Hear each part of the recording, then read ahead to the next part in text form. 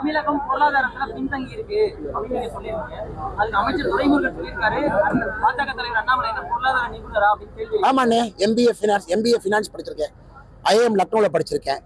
10 லட்சம் பேர் எழுதின கேட்டு தேர்வுல 99.4% வாங்கி பாஸ் ஆயிருக்கேன். கொஞ்சம் ஃபினான்ஸ் தெரியுனே. துரைமுருகன் அவர்களுக்கு தெரிஞ்சதை விட எனக்கு ரொம்ப அதிகமா ஃபினான்ஸ் தெரியும். மேபி மிச்சவங்களுக்கு கம்பேர் பண்ணும்போது குறைவா தெரிஞ்சிருக்கலாம். IIM லக்னோல MBA ஃபினான்ஸ் படிச்சிருக்கேன். ஒரு ஸ்டேட்மெண்ட்டை படிக்க தெரியும், பட்ஜெட்ரி டாக்குமெண்ட்டை படிக்க தெரியும், பிஸ்கல் டெபிசிட்னா என்னன்னு தெரியும், இந்த மாநிலம் எதை நோக்கி செல்கிறதுன்னு எனக்கு தெரியும். ஆனா துரைமுருகன் படிக்காம இருக்கலாம், அந்த கதையை என்கிட்ட ஓட்ட வேண்டாம்னு சொல்லுங்க. மாநில தலைவர் கோயம்புத்தூர்ல போட்டியிட போறாரு அப்படின்னு ஒரு பரவலான தகவல் பரவிட்டு இருக்கு. இன்னைக்கு ஈவினிங் கூட நம்ம ஒருவேளை பாரதிய ஜனதா கட்சி மாநில தலைவர் கோயம்புத்தூர்ல போட்டிடுறாருன்னா ஏன் கோயம்புத்தூர், ஏன் வெள்ளூர்ல போட்டியிடக்கூடாது?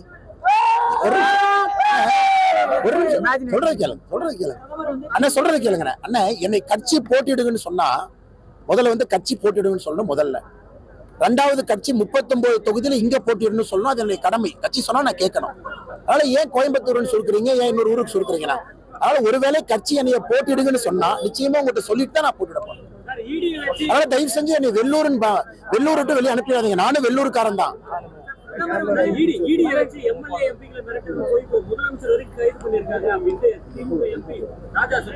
அண்ணே, நான் ஏற்கனவே நேற்று பேசுறேங்க, நீங்க பாத்தீங்க அண்ணே. குறிப்பாக ஹேமந்த் சோரன் அவர்களை பொறுத்தவரை 7 சம்மனுக்கு ஆஜராகல, வெரி கிளியர் கட் கேஸ்.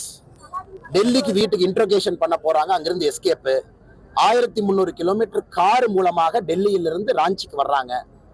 அதன் பிறகு அதுக்கு அவர் கைதாவாருன்னு தெரிஞ்சு 2 மாசத்துக்கு முன்னாடி ஒரு MLA ரிசைன் பண்ண வச்சுட்டாரு, அவருடைய மனைவி அந்த சீட்ல கண்டெஸ்ட் பண்ண வைக்கணும்னு. அதனால எல்லோருக்குமே அரசியல் தெரியும், எல்லாரும் இதை பாருங்கன்னா. சோ ஹேமந்த் சோரன் அவர்களை பொறுத்தவரை நீதிமன்றம் 5 நாள் காவல் கொடுத்திருக்காங்க. இல்ல நீதிமன்றம் எப்படி 5 நாள் ரிமாண்ட் கொடுப்பாங்க? ஒரு கேஸே மேட் அவுட் இல்லைன்னா எப்படி நீதிமன்றம் ஆக்ஷன் எடுப்பாங்கன்னு? அதனால் ஹேமந்த் சோரன் அவர்களை பொறுத்தவரை மத்திய அரசுடைய எந்த துறை நடவடிக்கை எடுத்திருந்தாலும் கூட நீதிமன்றம் அதிலே நியாயம் இருக்கிறனாலதான் போலீஸ் கஸ்டடி 5 நாள் கொடுத்துருக்காங்க. சத்தமா சொல்லுங்க. துரைமுருகன் சொன்னார், இப்ப ஜஸ்ட் ஒரு half an hour முன்னாடி நாங்க ஈடிக்கு தயங்கல, டோரை எப்பவுமே திறந்து வச்சிருக்கோம், அவங்களுக்கு எதுக்கு சிரமம் வந்து இல்லாட்டி கடைசி RS பாரதி என்ன காமெடி பண்ண மாதிரி மறுபடியும் துரைமுருகன் காமெடி பண்ணுவார். RS பாரதி என்ன பண்ணார் சொன்னார் 2021, அதாவது கதிரானந்தனுடைய அப்பா துரைமுருகன் வேறு, திமுக கட்சியினுடைய மூத்த தலைவர் துரைமுருகன் வேறு அப்படின்னு.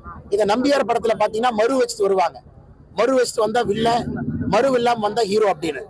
இதே துரைமுருகன் அவர்கள் வீட்டுல, இதே கதிரானந்த் அவர்கள் வீட்டுல இதன் முன்பு தவறு செஞ்சு நடவடிக்கை எடுக்கப்பட்ட பொழுது ஹைகோர்ட்ல RS பாரதி என்ன சொன்னாரு? 2 துரைமுருகனும் வேறு வேறுனு தமிழக மக்களை முட்டாளாக நினைத்து ஒரு அஃபிடவிட்டை சப்மிட் பண்ணார். இதெல்லாம் பார்த்து பயப்படலன்னு யாராவது சொல்லுவாங்களானா? இதுக்காக RS பாரதி அவர்கள் ஹைகோர்ட்ல 2021 போய் அஃபிடவிட் போட்டாரு. அதனால உப்பு சாப்பிட்டவங்க தண்ணி குடிச்சுதான் ஆகும்.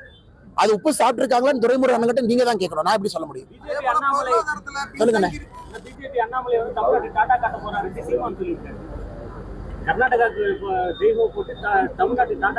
அப்படின்னு யாருன்னு சீமானன் ஒரு கட்சியை முதல்ல காப்பாத்துற வேலையை பார்க்கணும். பாதி நேரத்துல பாத்தீங்கன்னா பாதி பேரு ஆன்டி நேஷனல் ரைட் ஆயிட்டு இருக்கு, அவங்கவுங்க வீட்டுல ரைட் நடந்துட்டு இருக்கு. அதனால சீமான் அவர்கள் இன்னைக்கு அவருடைய கட்சி மிக வேகமாக கலைந்து கொண்டிருக்கு. அதனால அண்ணாமலை வம்பு கிழத்தா ஒரு இமேஜ் கிடைக்கும். தமிழ்நாட்டுல புதிய ஸ்டைல் அது. எப்பொழுதுமே சீமான் அவர்கள் மீது மதிப்பும் மரியாதையும் வைத்திருக்கக்கூடிய மனிதன் நான், தொடர்ந்து சொல்லிட்டு இருக்கேன். அதனால இன்னைக்கு அவரு கட்சியை காப்பாற்றுற வேலையை பார்க்கணும். அண்ணாமலையை வம்பு கிழத்து அதன் மூலமா நான் இப்படி பண்றேன் அப்படி பண்றேங்கிற வேலையெல்லாம் விட்டுறேன். எனக்கு என் வேலை இருக்கு, எனக்கு என் கட்சி இருக்கு, எனக்கு என்னுடைய இலக்கு இருக்கு. எங்களுக்கு தமிழ்நாட்டை எங்கே எடுத்து செல்ல வேண்டும் என்கின்ற கனவு இருக்கு. அந்த பதில போறோம். நாங்கள் பிரிவினைவாதம் பேசக்கூடியவர்கள் அல்ல. நான் சென்னை சூப்பர் கிங்ஸ் ஓனரா இருந்தா 11 பேர்த்தையும் தமிழ்நாட்டுக்காரங்களை தான் விளையாட வைப்பேன், நல்லா சொல்ல மாட்டேன். தமிழ்நாட்டுக்காரங்களை அந்த அளவுக்கு தகுதியில உருவாக்குவேன், அப்படி சொல்லுவேன்.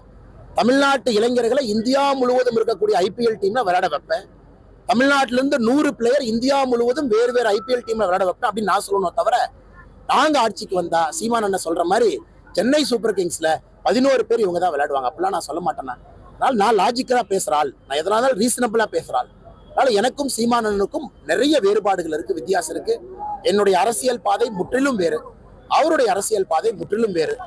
இரண்டையும் மக்கள் பார்க்கிறாங்க. மக்கள் முடிவெடுக்கட்டும் எந்த சித்தாந்தம் மக்களுக்கு வேணும். பிரிவினைவாதம் வேணுமா, தேசியவாதம் வேணுமான்னு மக்கள் முடிவெடுக்கணும். நேத்திக்கு வந்து எப்பயாவது வந்து அமலாக்கத்துறை விரைவில் தட்டுன்னு சொல்லியிருந்தீங்க. நான் சொல்லலையா அப்படி சொல்லலையே. அமலாக்கத்துறைங்கிற வார்த்தையை பயன்படுத்தினா, எம்பி கதிரானந்தன் வார்த்தையை பயன்படுத்தினா, யாரெல்லாம் மணல் கொள்ளையில சம்பந்தப்பட்டிருக்காங்களோ அவங்க கதவை அரசு தட்டத்தான் போகுது. ஹைகோர்ட்ல அவங்க அபிடவிட் கொடுத்திருக்கிறாங்க. அது யாராக வேண்டுமானால் இருக்கலாம். மணல் கொள்ளையினுடைய தலைநகரமே உங்களுடைய வெள்ளூர் மாவட்டம் தான். அமலாக்கத்துறையின் வார்த்தையை பயன்படுத்தல, இன்கம் டாக்ஸ் பயன்படுத்தல.